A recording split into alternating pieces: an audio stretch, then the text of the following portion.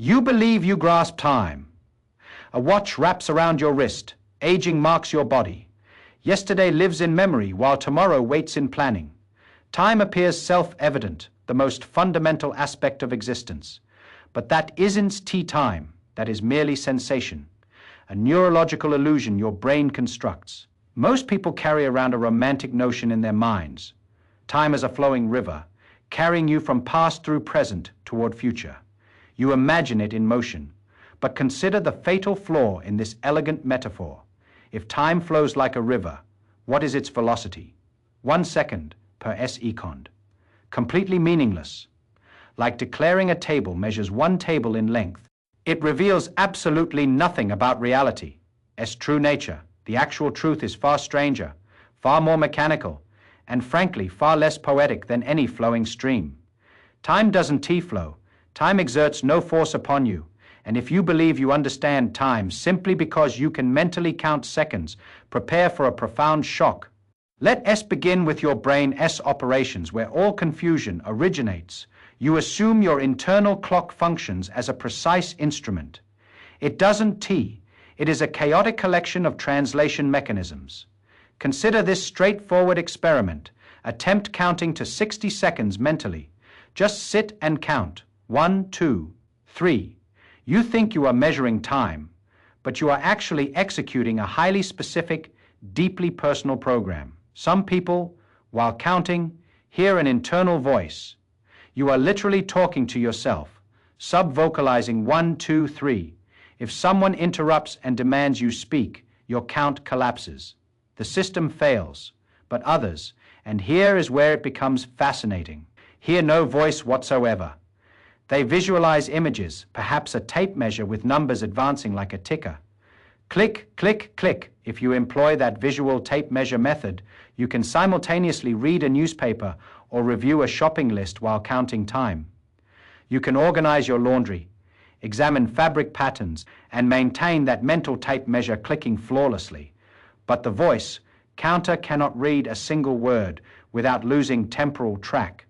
This reveals something profound. What you experience as time, S passage, is purely a mental construction, a pattern, recognition game your brain executes. It varies dramatically between individuals. It is not a universal constant. It is a biological illusion. So when discussing physics, when examining the universe, we must discard your brain entirely. We must stop discussing feelings and start addressing what actually exists in physics. We must be operational. That means we don't ask what time's essence is, because that is a question for philosophers enjoying coffee debates. We ask, how do we measure it? And the answer is almost disappointingly straightforward. Time is simply a method for ordering events. That is all. It is a labeling system. Imagine a deck of cards laid in a row. You can state the jack precedes the queen, and the king follows the queen. The cards aren't T-moving. The table is T-flowing. The order is merely a structural property of the arrangement. Time is the table. Events are the cards when we say time passes. We are simply reading cards left to right. This leads to everyone's biggest mistake. You think time is a container. You imagine the universe as a vast empty box with time as a clock on that box, S-wall, ticking away even if the box is empty. You think if we removed every star, planet, atom, and photon, time would continue ticking. Tick, tick, wrong. This is the Newtonian perspective, and it is obsolete. Time is not a background stage. Time is a measure of change. If absolutely nothing in the universe changes, no atomic vibrations, no light movement, no energy shifts, then time stops. It loses meaning. You cannot define a second without a physical process marking it. A swinging pendulum, a vibrating quartz crystal, an oscillating cesium atom. Time is not separate from the universe's contents. Time is a property of the contents. This is where your intuition rebels. You say, okay, but surely time acts on things. Time ages me. Time spoils milk. No, it doesn't. This is a linguistic trap. Time is not an agent. Time has no hands. It doesn't reach into refrigerators and sour your milk. Bacteria do that. Chemical reactions do that. Entropy does that. Time is merely the bookkeeping system tracking the rate those reactions occur. Saying time did, it is like saying inches constructed the house. Inches built nothing. Carpenters did. Inches just indicate where walls stand. Time is the ruler, not the builder. Let's extend this ruler analogy further, because here, things become genuinely strange.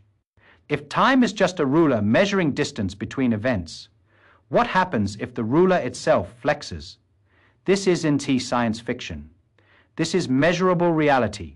We once thought a second was a second everywhere in the universe. If you had a clock on Earth and one on Mars, they would tick in perfect synchronization.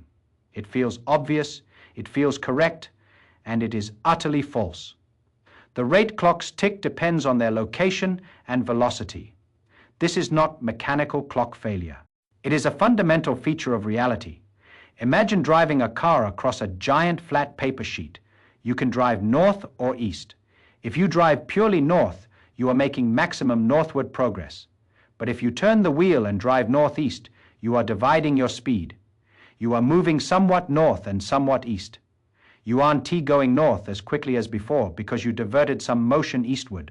Now replace north with time and east with space. This is relativity. Essence, you are always moving through the universe at constant speed. But that motion is shared between space and time. If you sit perfectly still in your chair, you are dedicating all your motion to moving through time. You are traveling into the future at maximum speed. 1 second per s-econ. But the moment you stand and walk or board a rocket and fly, you are diverting some motion into space. You are moving through space, which means you mathematically must. Move slower through time. Your clock slows, your aging slows. You aren't breaking the machine. You are just changing direction on the map. If you could move at light speed, the universe's maximum speed limit, you would be using 100% of your motion for space. You would have zero motion remaining for time. For a photon of light, time does not pass. It is born and absorbed in the same instant from its own perspective. The universe is frozen. Now, you might think, well, I don't feel my watch slowing when I run for the bus. Of course not. You are too slow. You are a biological snail. The effects are minuscule at human speeds, but they real. We must program satellites with this mathematics. GPS satellites are moving fast, so their time differs from your time. We literally must adjust their clocks. If we didn't, your GPS would be off by miles within a day. There is another aspect of time that deceives us. Returning to that counting problem, the idea of pattern recognition, we perceive time as having a direction, an arrow. Past is fixed, future is open. You can remember breakfast, but not dinner. Why, if physics equations work forwards and backwards, and most do, why can't we remember the future? If you film a planet orbiting a star and play it backward, it looks perfectly normal. It obeys all gravitational laws. But if you film an egg falling and breaking, then play it backward, everyone knows it is fake. The yellow yolk doesn't leap off the floor, reassemble into a ball and seal itself inside a shell. Here is the secret. This is about time itself. It is about probability. It is about disorder. It is vastly easier to break an egg than build one. There are a billion ways for an egg to be broken.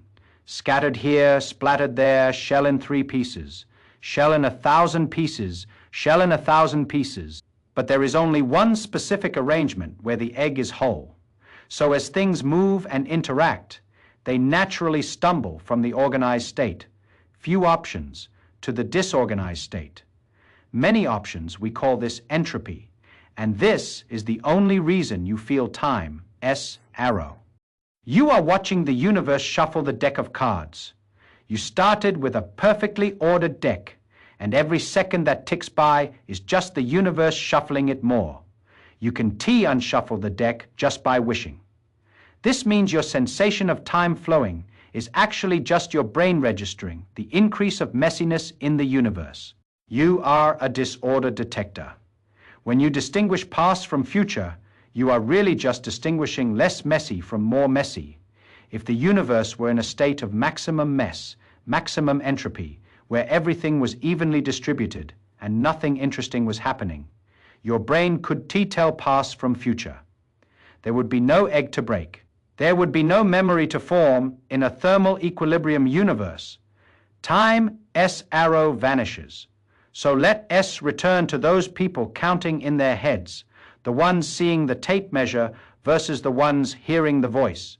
They read both struggling to impose a rigid linear structure on a universe that is actually far more flexible.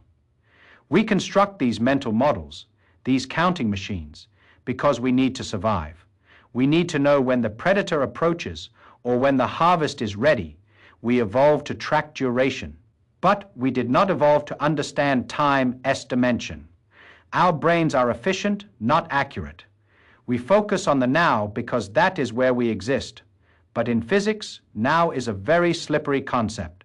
If you and I stand next to each other, our now is effectively identical. But if you are on a planet 1,000,000 light years away and you start walking away from me, your definition of now slices through the universe at a different angle than mine. What you consider to be happening right now might be in my future. What I consider right now might be in your past. There is no universal now covering the whole universe like a blanket. The universe is a block of events, a four-dimensional loaf of bread, and how you slice that loaf depends on how fast you are moving. This is difficult to grasp. It feels wrong. It feels like I am telling you up is down, but that is because you are trying to translate the high-level language of the universe into the low-level language of your biology. You are trying to count socks when you should be measuring light beams. When you try forcing the universe to fit your intuition, you get confusion. You get paradoxes. But when you release what you think time is, when you stop trying to count it like a pile of laundry and start measuring it like a dimension of space, suddenly the equations work. Suddenly the universe makes sense. We're not finished because even if we accept that time is a dimension and that it stretches and compresses with speed, there is a much deeper question lurking at the bottom of the well. We discussed measuring time and we discussed the arrow of disorder, but we haven't discussed the beginning. If time is a measure of change, what happens when you run the movie backward, all the way to the first frame? If the universe is expanding and we rewind it, it gets smaller and smaller, hotter and hotter. Eventually, you hit a point where the laws of physics themselves start to melt. You see, all our clocks, our atoms, our planets, our light beams, they exist inside the universe. But if the universe itself was born in a moment we call the Big Bang, does it make sense to ask what happened before that? This is the ultimate test of your new definition of time. If time is just a way of ordering events inside the universe, then asking what happened before the universe might be as nonsensical as asking what is north of the North Pole. It sounds like a valid question grammatically, but geometrically, it is nonsense. There is no north of the North Pole. There may be no time before time began, and yet we still have that nagging feeling, that internal counter, that voice counting 1, 2, 3. We desperately want the universe to have a backstory. We want a timeline stretching back forever. It is difficult to accept that the tape measure might just start, that the counting machine had an on switch. This creates friction between our psychology and our cosmology. We are finite beings attempting to comprehend the infinite using tools made of meat and electricity. It is remarkable we understand anything at all. Consider the patterns again. The person who sees the tape measure in their head can count while reading because they were using different circuits, visual versus verbal. Physics is the same. Classical mechanics was the verbal counting. It worked for everyday stuff. Relativity is the visual tape measure. It allows us to process complex patterns the old way couldn't handle. We are constantly upgrading our mental software to match reality. As hardware, and the upgrade process is painful. It requires discarding ideas we love, like the river of time. But here is the beautiful part. Even though your intuition is wrong, even though your internal clock is a biological hack, and even though time is a flexible, relative, bendy dimension rather than a strict metronome, it still works for you. You can still boil an egg. You can still meet a friend for coffee at 2 p.m. The weirdness of relativity is hidden under the hood. You don't need to understand the combustion engine to drive the car, and you don't need to understand space, time metrics to live your life. But isn't it better to know? Isn't it better to know the engine is there? This brings us back to that strange experiment with accounting. Remember the difference between the person who hears numbers and the person who sees them. This is not just a party trick. It reveals a terrifying gap in how we understand the universe. When two people talk to each other about something complex, like time or relativity or love, they think they're speaking the same language. They nod. They agree. They say, I understand. But what is really happening? You are running a massive invisible translation scheme. You take the words I say and convert them into your private internal imagery, which might be completely different from mine. I say 1 minute, and I see a clock face. You hear a voice saying 60 seconds. We arrive at the same answer, so we think we agree. But the machinery inside is totally alien. This matters for physics because it exposes the fragility of common sense. Common sense is just the collection of prejudices you acquired by age 18. It is built on your specific internal imagery. If your mental image of time is a tape with numbers on it, you'll struggle to understand how time can bend.